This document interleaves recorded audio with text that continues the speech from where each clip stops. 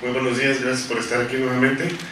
Pues una vez más, otra charla de divulgación sobre la vida y la obra de Darwin, uno de los naturalistas, de los biólogos más importantes en la historia, no solo de la biología, sino de la ciencia en general. Y bueno, si ya visitaron la exposición de Darwin, pues ya tendrán más antecedentes, más datos con referencia a lo que les voy a platicar hoy. Y si no, bueno, pues les invito a que después de la charla pasen a la sala. El día de hoy voy a dar una charla sobre algo que no se trata mucho cuando se habla de Darwin. Se habla de la importancia de su teoría, las implicaciones, etcétera, ¿no? De su vida, en fin, de sus viajes. Ahora me interesa platicarles algo de lo que Darwin desconocía en su tiempo respecto a descubrimientos que después vinieron a confirmar muchas de sus hipótesis, de las bases de su teoría. Y se entiende que, bueno, en el tiempo que él hizo sus viajes y desarrolló su teoría a lo largo de 25 años, pues no se supiera todo de la naturaleza como sucede ahora, ¿no? Aunque hay muchos más avances el día de hoy. Él estaba en contacto con muchos naturalistas de todo el mundo, escribió casi 15,000 cartas, y eso que no tenía ni Facebook, ni WhatsApp, ni Internet, si no, imagínense. Aún así, pues pudo estar actualizado, comunicando sus descubrimientos, haciendo experimentos, intercambiando información, etc. Bien, en la época de Darwin predominaban las ideas místico-religiosas. La Iglesia dominaba gran parte del pensamiento, no solo en Occidente, en Inglaterra, sino en la mayor parte de Europa, en la mayor parte del mundo, aunque ya había un desarrollo importante de la ciencia. Se hablaba del creacionismo, es decir, de lo que incluso ahora se sigue denominando algo así como el diseño inteligente, que los organismos, los seres orgánicos, las especies no cambian, fueron creadas tal y cual están en la actualidad, aunque había evidencias de que había especies existido antes que estaban desaparecidas, lo que ahora conocemos como fósiles. En ese entonces se tenía la idea de que, bueno, los fósiles no eran más que artimañas o piedras maliciosas que algún ser supremo había puesto ahí para desconcertar a los hombres, ¿no?, del conocimiento de la naturaleza. No se tenía el conocimiento científico de ahora en base a los fósiles que conocemos. Estaba el fijismo de las especies, es decir, las especies no cambiaban, eran fijas, eran inmutables, siempre habían sido iguales, ¿no? Y si algunas especies no se encontraban o se tenía evidencia de que habían desaparecido, se decía, no, pues es que en el diluvio universal eran tantas o tan grandes que no cabían en el arca, ¿verdad? Había un espacio limitado y por eso se quedaron afuera o se extinguieron. Esa era la idea, ¿no? La edad bíblica de la Tierra, bueno, se decía, incluso se daba una fecha ahí, según esto bastante exacta, de que la Tierra no tenía más de 4,000 años de antigüedad, según la cronología bíblica, y esas eran las ideas que dominaron hasta mediados del siglo XIX aproximadamente en gran parte de Europa, ¿no? Bueno, Darwin pues nace en 1809, muere en 1882, a la edad de 73 años, pero antes ya de su nacimiento, su abuelo y otros naturalistas ya venían pensando, desarrollando la idea del cambio de las especies. Se hablaba de la transmutación o cambio a través del tiempo. Y vamos a ver algunos de esos precursores y las ideas. Está Erasmus Darwin, ustedes van a poder ver ahí en la exposición, está una copia de su obra Zoonomía de 1795, él era médico, y hablaba de que los parásitos tenían que cambiar para adaptarse a los tratamientos médicos, a los medicamentos, a la guerra que le hacían los médicos a los parásitos en el cuerpo de los seres humanos, y entonces tenían que cambiar. Y de ahí se basó Darwin en la obra de su abuelo para desarrollar después sus ideas. Estaba Georges Cuvier, un anatomista francés, que estaba describiendo fósiles, los primeros que se descubrían, de grandes mamíferos, no tanto de dinosaurios, los descubrimientos de dinosaurios vinieron después, ¿sí? Estaba otro inglés, no se ve muy bien aquí la imagen, pero es Richard Owen. Él desarrolló todos los estudios de anatomía comparada. Él creó el término dinosaurio, que significa lagarto terrible, ¿sí?, en 1842. Aunque ahora sabemos que no son lagartos, no son reptiles como tal, están más emparentados con las aves. De modo que cuando nos comemos un pollo, pues estamos comiendo un descendiente de un velociraptor, por ejemplo, ¿no? Estaba Charles Lyell, un geólogo inglés, del cual desarrolló toda la teoría de los principios de geología, los cambios geológicos, los cambios de la Tierra, y la obra de ese geólogo se la estudió Darwin cuando viajó alrededor del mundo. Por supuesto, los trabajos del biogeógrafo alemán Humboldt fue muy importante para Darwin, explicar la distribución de animales y plantas en el planeta, ¿sí? Y otros naturalistas contemporáneos. Bien, pues Darwin realiza un viaje, como ustedes sabrán, de 1831 a 1836 por gran parte del mundo. Recoge miles de muestras de animales, de plantas, de rocas, de fósiles, las envía a Inglaterra. Después regresa de su viaje, ya era conocido en su país por intercambio de información, de cartas con sus colegas, ya se había hecho, digamos, de renombre, y tarda casi 25 años en acumular datos, en desarrollar experimentos, evidencias, en sentar las bases de su teoría, que básicamente están definidos en estos conceptos que están aquí.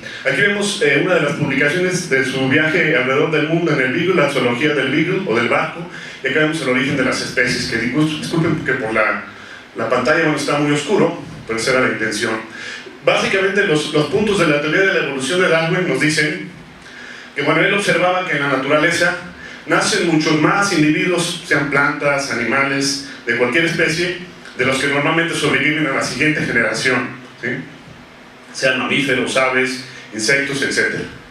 Bueno, y que en cuanto mayor número de organismos o de crías nacen, hay una variación. Ustedes observan una camada de gatos y tienen en su casa mascotas, perros, aves, tienen cambios. No todos los organismos, los individuos de una misma camada son iguales, ¿sí?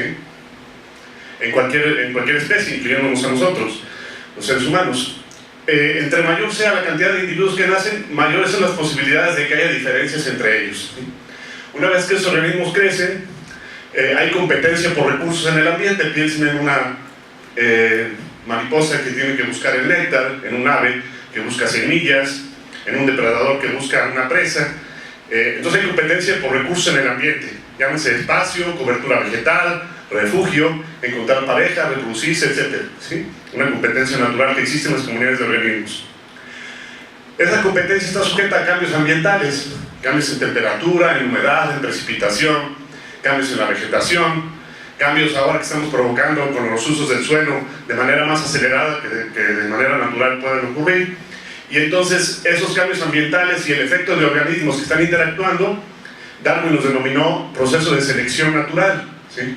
Él se basó mucho para desarrollar esto en el hecho de que observaba que los criadores de plantas y animales en Inglaterra, por ejemplo los que creaban palomas, razas de perros, razas de ganado, plantas cultivadas, etc., seleccionaban las características que más les importaban. Y él decía, bueno, si la selección artificial que el hombre hace para su beneficio cambia a los organismos y a las especies tan rápido, en unos cuantos años o en unas generaciones, que yo puedo observar a lo largo de mi vida, pues ¿qué no sucederá en millones de años, con mucho tiempo de por medio, para que los organismos sean seleccionados y cambien en la naturaleza?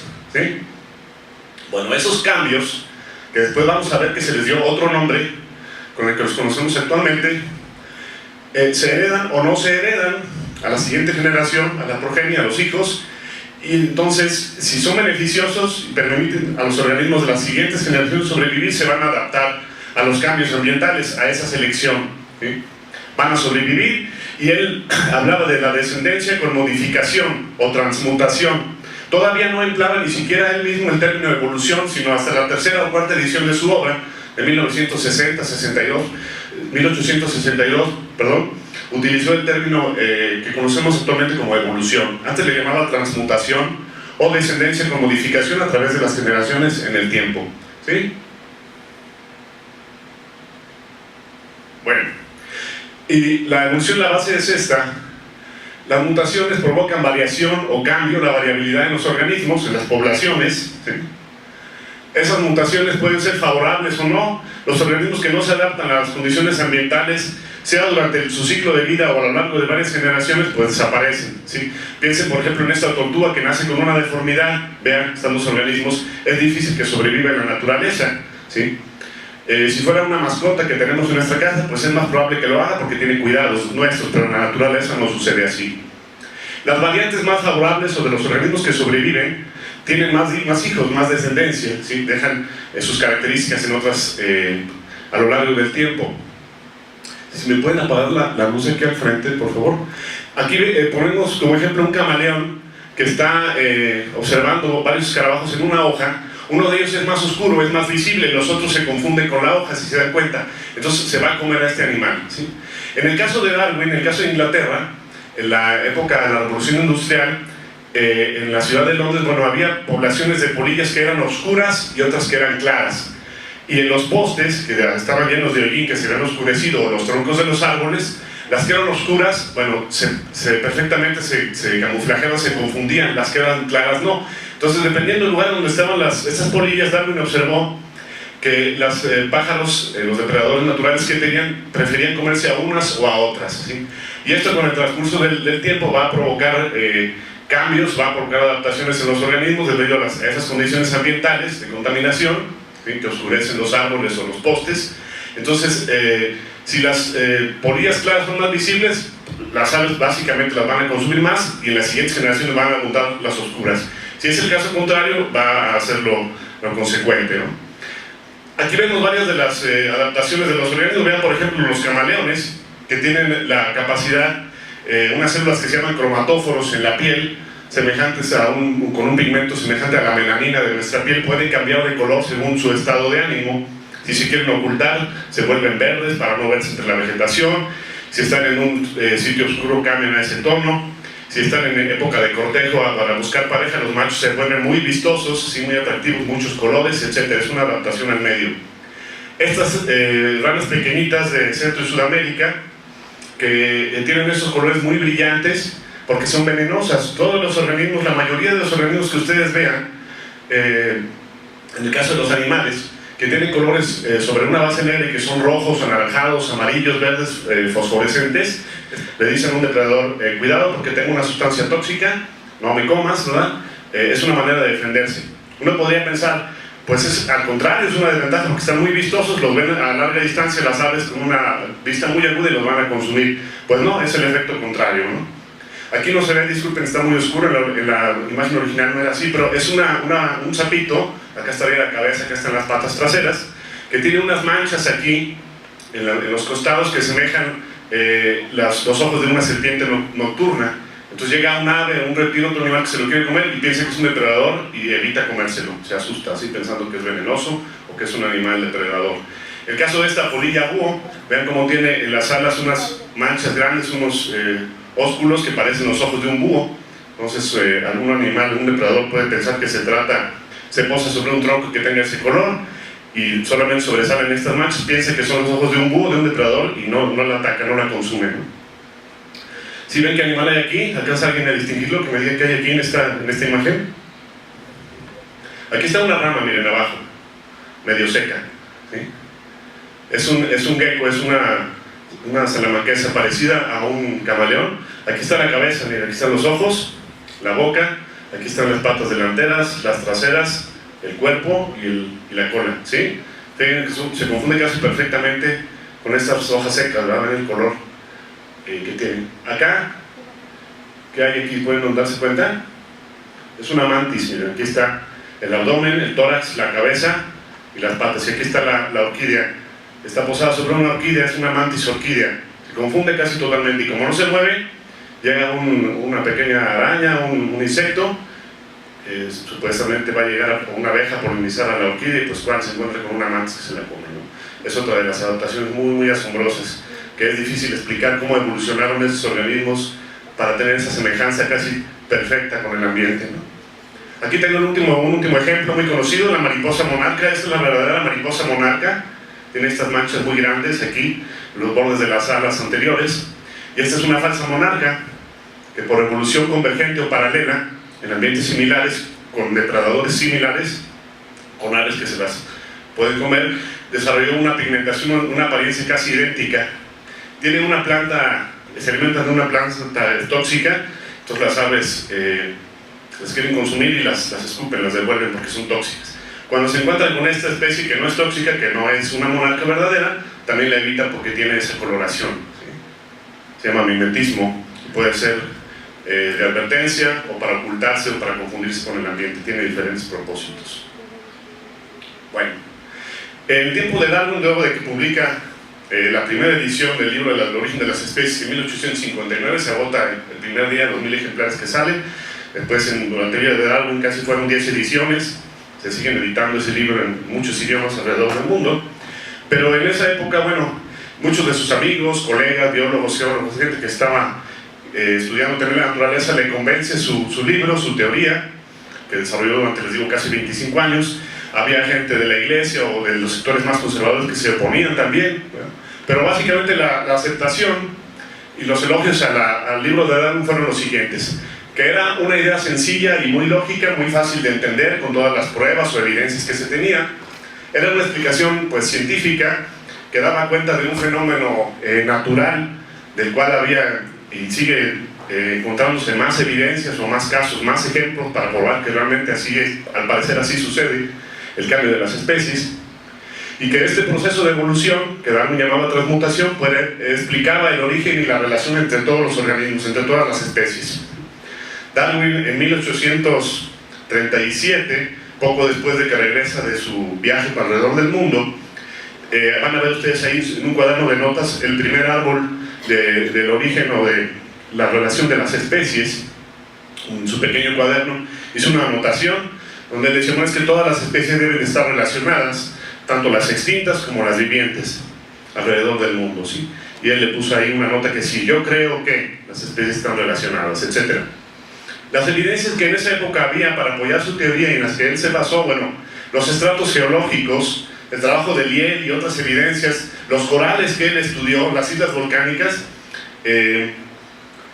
se pensaba, no se tenía la fecha exacta de la antigüedad de las capas terrestres o de las rocas, porque no se tenían métodos modernos como ahora, pero dije, bueno, al encontrar yo organismos fósiles diferentes en capas que fueron fondo marino y que las encuentro por ejemplo, en la cima de los Andes, si encuentro animales como los amonites o estos caracoles fósiles en la cima de las montañas, tengo la idea, y él lo probó después, de que esas montañas en algún tiempo fueron lecho marino, la corteza se movió, se modificó a lo largo de millones de años, se elevó y por eso los organismos estaban en esos lugares, ¿no?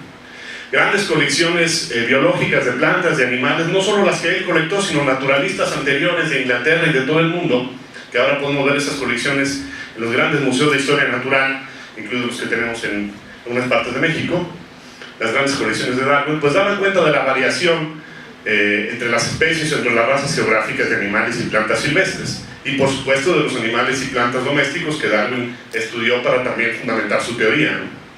La fosilización, él probó, y Cuvier, Owen y otros anatomistas o paleontólogos, que se trataba realmente de organismos que habían existido en el pasado en otros ambientes, que habían cambiado y que, como no se habían adaptado o había llegado su tiempo como especie, habían desaparecido, pero habían quedado evidencias de las partes duras, conchas, huesos, que es lo que se puede volver mineral y se convierte en una roca. Entonces estaba bastante más completo el registro geológico, los fósiles en esa época, ya cuando Darwin presenta su teoría. Que había semejanzas y diferencias en los organismos, de acuerdo a los ambientes donde estaban, a los cambios que habían sufrido para adaptarse, y que eso lo podía él documentar en esas extensas colecciones que había dejado de organismos ahí preservados, disecados, plantas y animales, además de todas sus observaciones y anotaciones de campo, ¿no? Escribió 22 libros más, aparte del origen de las especies, no fue el único, pero es el más famoso, más conocido. Y por supuesto, pues todos los datos de los criadores que ya les comenté, ¿no? de la domesticación, ¿sí? Que es lo que se conoce como selección artificial y que fue la base de Darwin tuvo para desarrollar el concepto de selección natural, que es el proceso que hace cambiar a las especies en el tiempo. No voy muy rápido, si se entiende bien hasta aquí. ¿Quieren hacer algún comentario, alguna pregunta? ¿Continúo? Entonces dejamos para el final su participación. Bien, pues aquí están algunas de las evidencias. Aquí está el borrador del árbol que les digo, de la anotación que hizo Darwin. Aquí estaría el origen de las especies, el ancestro común a todas ellas, y las ramas son especies que se van formando a lo largo del tiempo, ¿sí? Diferentes grupos. Ahora se utiliza la taxonomía numérica o estadística o la taxonomía tradicional para clasificar a los organismos en 5 grupos, 5 grandes reinos, y se utilizan esquemas similares a estos, pero ya con métodos de computadora, en fin, con cuestiones modernas, ¿no? Pero antes de eso, él lo hacía simplemente con su poder de observación, de análisis, con ideas imaginativas, originales, con poder de deducción que tenía, de describir muchos animales y plantas, ¿sí? Un proceso bastante lento, por eso llevó muchos años en desarrollar la teoría. Aquí vemos, por ejemplo, uno de los casos mejor documentados de organismos, el Eohippos y el Mesohippos, hasta llevar al caballo actual, cómo se iba reduciendo el número de dedos en las extremidades, hasta llegar a un solo dedo, que son la pezuña o los cascos en los cuales se apoya, ¿sí? Y cómo iba cambiando la anatomía, la forma del animal, a lo largo del tiempo en los diferentes ambientes. El caso muy conocido también de la jirafa, del lamarquismo, pero ese es un caso que ya está desechado, de que no se adquieren caracteres durante la vida de un organismo y después los hereda. Él hablaba, Lamarck, de que las jirafas se estiraban para alcanzar las ramas o los frutos más altos de los árboles, y que ese estiramiento se producía por tratar de alcanzar esas ramas altas durante su vida, y lo heredaron en la siguiente generación. Ahora sabemos que no sucede así, que se transmite por medios genéticos, pero en ese entonces, bueno, era una idea que se tenía, ¿no? Otro es el caso de las polillas claras y oscuras, ¿sí?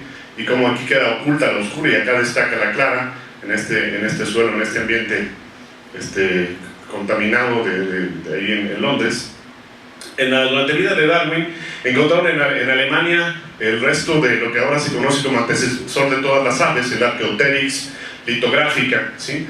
Vean, muy semejante a un dinosaurio con cola, pero tiene plumas, ¿sí? Y ahora hay un representante que se llama Huatzin en Sudamérica, un ave muy similar a este fósil. Y algunos otros restos fósiles. En vida de Darwin, también en Alemania, en el Valle de Neander, encontraron los restos homínidos de una especie, el Homo neanderthalis, el hombre de Neandertal, en época de Darwin, pero eran muy pocas las evidencias fósiles que se tenían sobre restos humanos. Tienes que apoyar la teoría de Darwin y que se siguen documentando o estudiando, es el caso del origen de las estructuras u órganos en algunos animales. El caso de los órganos análogos quiere decir que tienen un origen diferente biológicamente o en los embriones en grupos de animales muy separados. Aquí tenemos un topo, un mamífero, que desarrolla actividades cuyas implica que las patas delanteras tengan uñas excavadoras, ¿sí? Pero también se desarrolla en estos grillos que le llaman cara de niños, no sé si los hayan visto, unos grillos muy grandes, muy vistosos, unos ojos grandotes, son excavadores, ¿sí? Son grillos topo.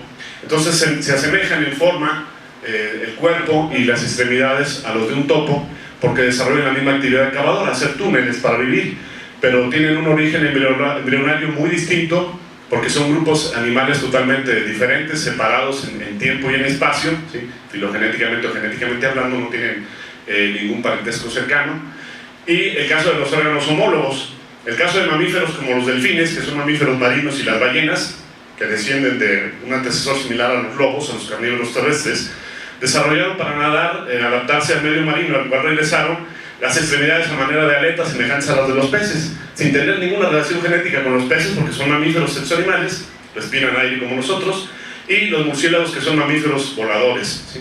Realmente voladores como los insectos, como las aves, no planean o simplemente dan brincos, realmente vuelan, ¿sí? Y entonces se modificaron las extremidades anteriores, aquí para nadar y aquí para volar, con esta membrana de piel que les semeja a una ala y que les favorece ese desplazamiento. Entonces es la analogía o la homología, pruebas también de los cambios evolutivos a través del tiempo para la adaptación de los organismos.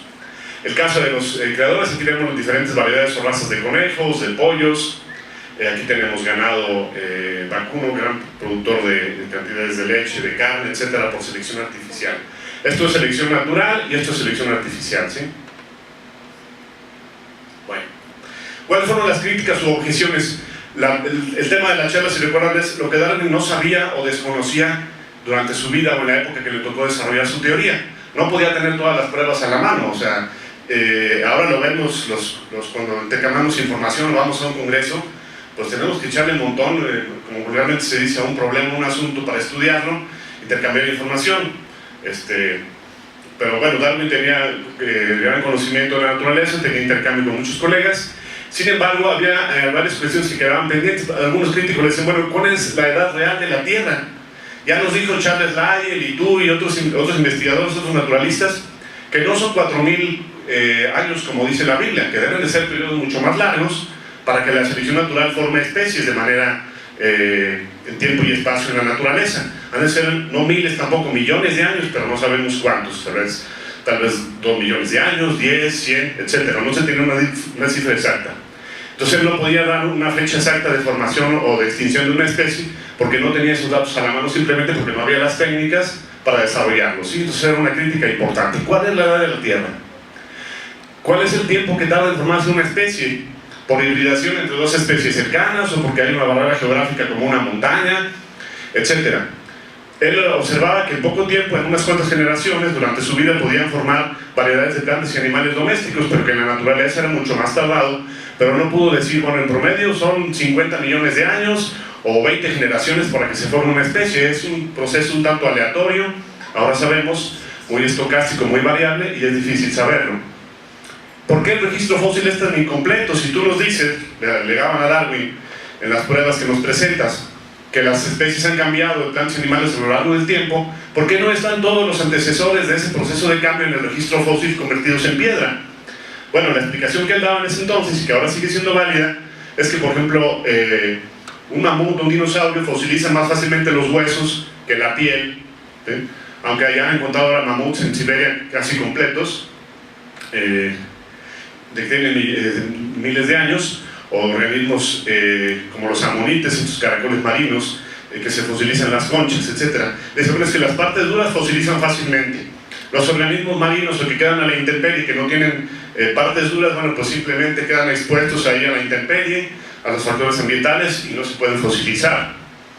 Bueno, ¿cuáles son las causas de esa variabilidad que tú nos dices que hay entre los organismos de una especie a lo largo del tiempo? ¿Y cómo se transmiten? Darwin no pudo hacer mucho al respecto porque no tenía datos genéticos como ahora, de todo esto de la cuestión del genoma, la biología molecular. Él, la explicación que dio es que debía de haber las que él llamó gémulas, o unas pequeñas partículas en alguna parte del organismo de los animales, por ejemplo de las plantas, quizás en las partes sexuales, que llevaban una forma equivalente al organismo adulto actual, pero en pequeñito, es decir, llevaban un prediseño ahí dentro que se transmitía por la reproducción sexual a lo largo del tiempo, y que se iban a formar variantes de esos organismos, pero no pudo ir más allá que esa explicación. ¿Cuáles son los agentes físicos o químicos, la base que transmite esa variabilidad? Pues tampoco pudo saber, nada más se quedó con esa idea. ¿Por qué la evolución cómo sucede? ¿Es igual para todas las especies en tiempo, en forma? ¿Es homogénea? ¿Es diferente? ¿Evoluciona igual un insecto que un mamífero a lo largo del tiempo? Ahora sabemos que la evolución no tiene una finalidad, ¿sí? No tiene un fin predeterminado. Voy a producir una ballena con estas características en tantos millones en tal ambiente. No, son cambios aleatorios. Si el organismo se adapta o no se adapta, se extingue o no, son cuestiones, digamos, aleatorias, interacciones ahí muy complejas, y Darwin no pudo tampoco explicarla, ¿no? Bueno, pero hizo varias predicciones importantes en base al análisis de toda esa información que él reunió durante 25 años, todo lo que vio en sus viajes, los organismos que coleccionó, en fin. Ayudaron especialistas en insectos, en aves, en mamíferos, en peces, en rocas, en plantas, ¿no? Él, cuando casi regresa a Inglaterra, pasa por Madagascar, encuentra una orquídea que ustedes la van a ver casi a la salida de la sala Darwin, ¿sí? Una orquídea que se llama Angrecum sesquipedal, que tiene un tubo floral muy largo, donde están los estambres y los pistilos, los órganos florales, el polen, ¿no? Y esos son los pétalos, en fin. Él dijo, bueno, llegó a Inglaterra, analizó, no encontró nunca, pero él decía, debe de haber algún animal, un insecto, un ave, o algún mamífero, un murciélago, que pueda tener una probóscide, una lengua tan larga que pueda llegar al polen a esta base del tubo de la orquídea y la pueda polinizar, yendo de una planta a otra. Pero no la encontró, ¿verdad? Eso lo hizo en 1835. Después otros investigadores siguieron la pista de Darwin, sus viajes. En 1905 encuentran esa especie, la polilla de Darwin, o la polilla esfinge. Santompa Morgani predicta, le pusieron una subespecie predicta porque Darwin había predicho que la iban a encontrar, y la encontraron efectivamente. Y aquí está, ¿no? En cómo llega y poliniza. Vean, la lengua es más larga incluso que el insecto mismo. Ahí la van a ver en la exposición. Otra de las predicciones que hizo Darwin en sus viajes, llegó a la Patagonia en 1832, encontró con las tribus de los fueguinos, incluso llevaban a 4 o 5 habitantes de esas tierras en el barco, los vistieron como ingleses, les quisieron cambiar las costumbres, pero en otro viaje se regresaron a su tierra. Pues bueno, él dijo, los cambios ambientales que estamos produciendo los humanos con el desarrollo tecnológico, que en ese entonces era apenas incipiente, la revolución industrial, pues va a causar cambios en los hábitats, en los lugares del planeta, y van a extinguirse plantas o animales que tienen poblaciones muy pequeñas, o que ya de por sí están aisladas, o que ya no pueden adaptarse, son muy especializadas en su alimentación, etcétera, que ya de por sí tienen el tiempo contado como especie, porque ya llegaron a su límite evolutivo y ya no pueden cambiar para adaptarse. Bueno, entonces, esto sucedió entre 1876 y 1905, después de que él regresa de su viaje. Pues, en 1832 se extinguen oficialmente estas dos tribus de la Patagonia, los Zonas y los Yaganes. Ya no existen, nada más en fotografías. En las Islas Malvinas, este lobo que todavía queda en algunas partes más al norte, el guará, es un lobo de las pampas que tiene patas muy largas. Algunas subespecies de las 10 que había, solamente quedan 10 de las tortugas de las Galápagos, en particular que tenía este conche muy prominente en la parte superior. En Tasmania, en 1833, él todavía conoció a los Palawas. Poco después, esta es la última mujer de esa tribu, se extinguió.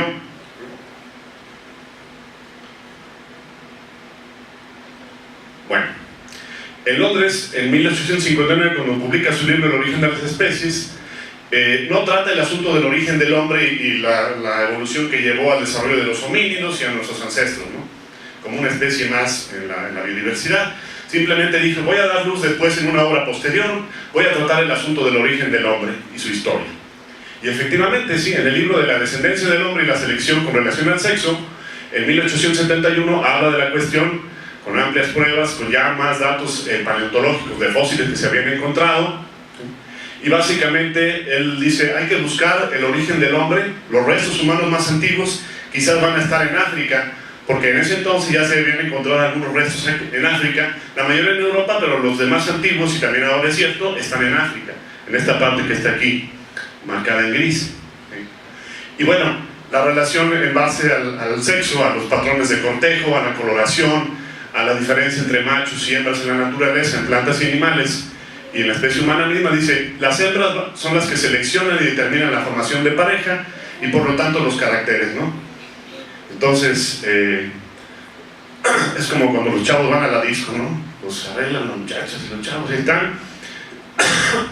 Perdón. Tanto Darwin como Wallace, otro naturalista más joven que él, pero contemporáneo, que también desarrolló esta idea paralelamente, y que la publicaron juntos, decía, bueno, yo observo que las aves del paraíso, los machos, tienen colores muy llamativos, que pueden ser una desventaja porque los depredadores los pueden ver desde muy lejos. Una rapaz que tenga un ave, una vista muy aguda, los puede detectar, pero básicamente esa coloración, aunque parece una desventaja, la han desarrollado en el ambiente para atraer la atención de las hembras de su especie y poder formar pareja y transmitir esas características. El tener también, explicaba Wallace y Darwin, en las aves estos colores tan llamativos, o en los insectos, implica hasta cierta forma, hasta cierto punto, una característica de que tiene buenos genes ese individuo, que está saludable, está en condiciones de reproducirse, etc., ¿no? El caso del quetzal, aquí ustedes lo ven, los machos tienen una cola muy larga.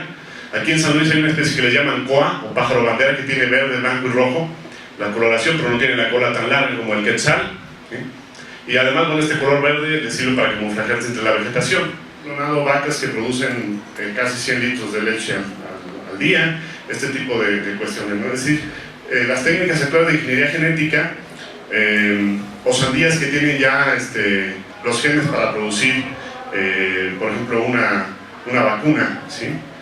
Se come uno de esa fruta y queda uno vacunado. A ese grado, se parece ciencia ficción, ¿verdad? Pero está basado en los descubrimientos de Darwin y de todos los investigadores posteriores.